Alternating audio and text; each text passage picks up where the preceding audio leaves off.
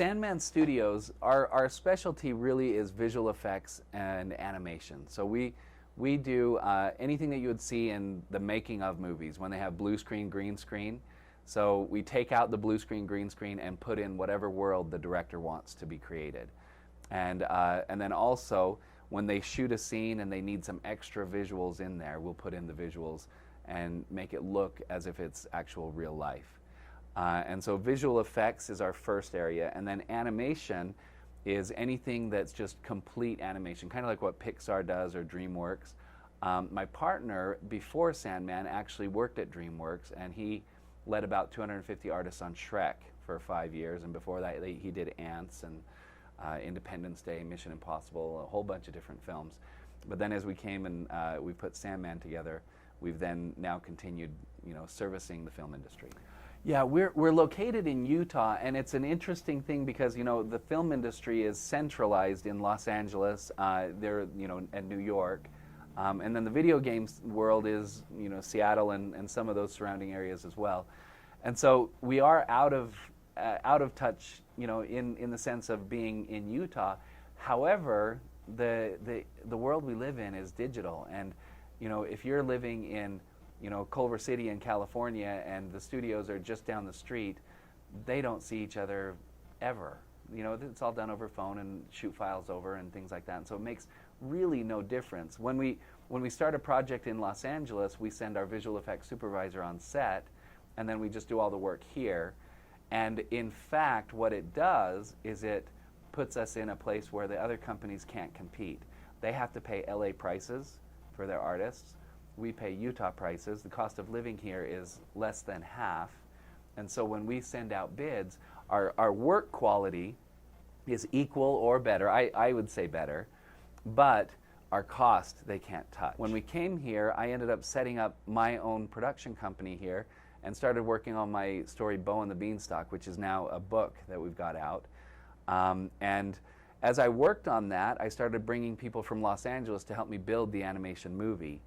And as that whole process started, I met Steve, who had actually moved here as well, and set up Sandman. And then we got together and decided we wanted to work together. And as we started working together and even raising money for Bo and the Beanstalk, we decided to partner even closer and use the people that I knew in Los Angeles and his talents as a visual effects person and get a job. And the first job that we actually got together was the TV show Pushing Daisies.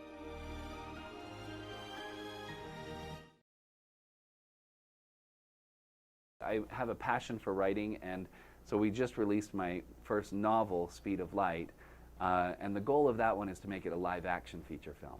So we've got 2 animated ones and then a live-action feature film.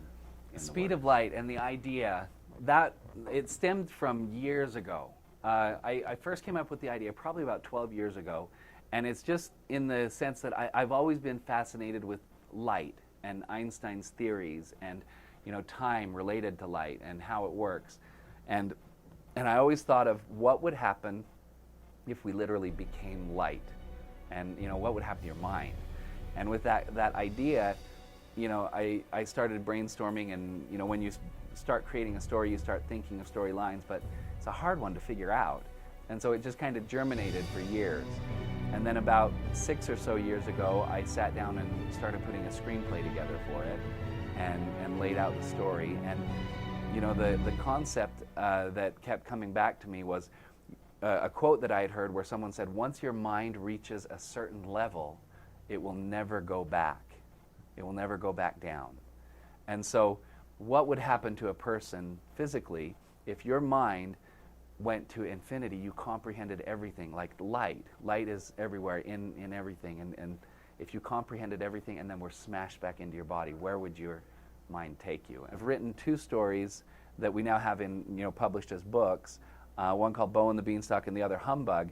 And these are written to be those type of animated films. And they're just great stories. I mean, Bo and the Beanstalk, it's the reverse of Jack and the Beanstalk. So it's a little giant in the clouds, and he finds some magic beans.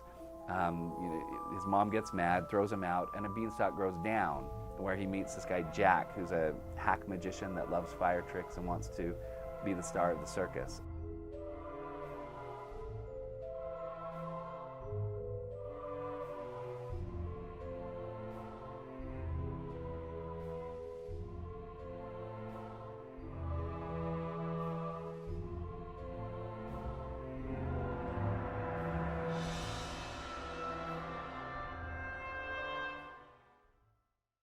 And Humbug's a cute little story about these little bugs that their humming attracts the magical reindeer of Santa. And so if a town doesn't have Christmas and someone brings a humbug, their humming on Christmas Eve will actually bring the reindeer down and Santa will come. And so it's just a fun little Christmas story. And both of them in the stages to become animated films.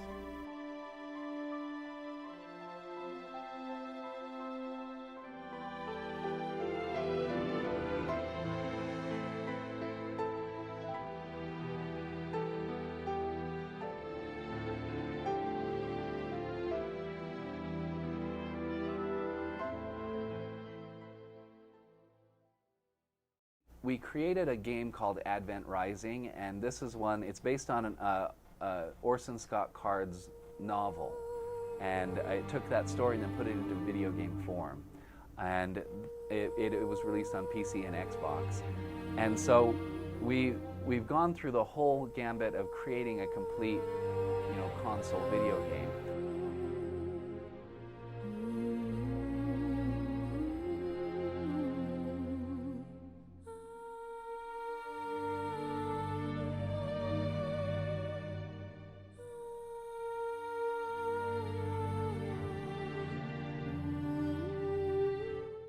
There are a lot of challenges of going into this industry, and I've faced a lot of them.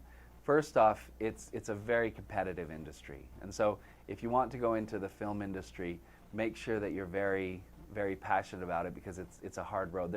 There's kind of a thing in our industry where people say an overnight success is 7 years, and so the world sees it and they go, "Whoa, she came out of the blue," but it's not true. There are some particular areas of advice that I think if someone wants to get into the industries that I've been in, and these are particularly, the art of visual effects and animation, writing, and creating film in any area. I think that the first and foremost thing is learn all you can. If you want to be a writer, learn what the greatest writers have done. There are classics that have withstood the test of time.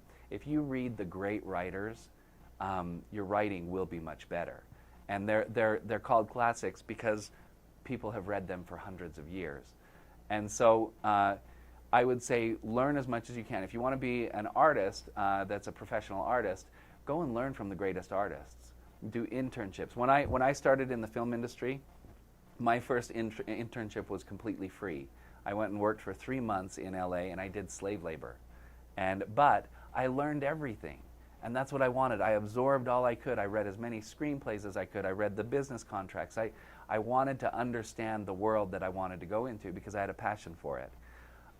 So first off, if you're in school, what an opportunity. Find the classes you want to learn. Go in there, study it, and really learn it. Then go out and find who is doing that in the real world and find out how they did it. And as you do, you'll find that there are so many people that will help you to gain the skills that you need in that area. And then after that, really it's hard work. There's a lot of secrets that people have, and I think it's kind of like, any area they think get rich quick and do all of that. The real truth is, if you go out and you're willing to put in the hard work and the time, you will polish yourself to the point that you may be an overnight success. But that's come from the hard work that you've done getting there. We're now getting to where films are going to be made, and so the reward can come. But I'm a firm believer that people need to work hard for their dreams. And so if you have a dream to go into the film industry or to go into visual effects or to become a writer, an author, I believe it takes a lot of work. But if you're willing to put in the work, it will happen.